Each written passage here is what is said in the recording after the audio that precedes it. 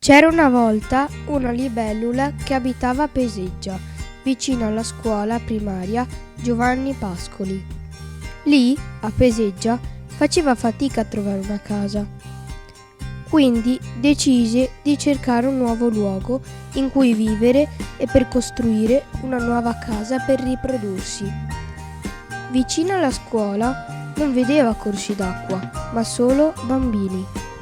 La libellula era preoccupata e uscì in cerca di un posto vicino all'acqua. Davanti alla chiesa, sul filo di un'aiuola, vide una farfalla e si avvicinò. «Perché sei triste?» chiese la farfalla. «Perché non riesco a trovare un posto per la mia nuova casa». «Qui c'è un corso d'acqua, cercalo. Per un pezzetto scorre sottoterra», rispose. La libellula si mise in viaggio per il paese, alla ricerca del canale. Poco dopo la libellula raggiunse il canale e si accorse che l'acqua finiva in un tubo.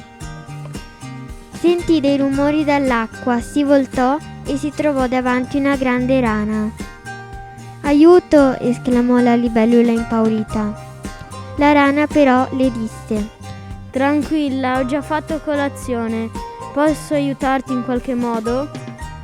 La libellula rispose: «Veramente sì, sto cercando un posto dove far crescere la mia famiglia». Si stava tenendo a distanza, che quasi non sentiva quello che la rana diceva. «Se vuoi trovare un posto per costruire casa e famiglia, segui il corso del canale». La libellula partì risalendo il corso d'acqua. Finalmente la libellula arrivò sana e salva in un posto che sembrava speciale, grazie alle indicazioni degli amici animali. La libellula trovò un'oasi, si aggrappò alle piante ed esplorò il corso d'acqua.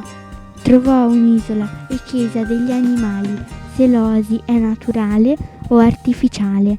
Gli animali le risposero che era artificiale, anche se sembrava naturale. La libellula si sentì più tranquilla e al sicuro. Trovò tanti amici animali. La libellula era felice e trovò l'habitat perfetto. C'erano moltissime piante acquatiche. Scelse la migliore, depose le uova e nacquero nuove libellule. Insieme a lei trovarono posto nel laghetto tantissimi amici, aironi, farfalle e molti altri animali.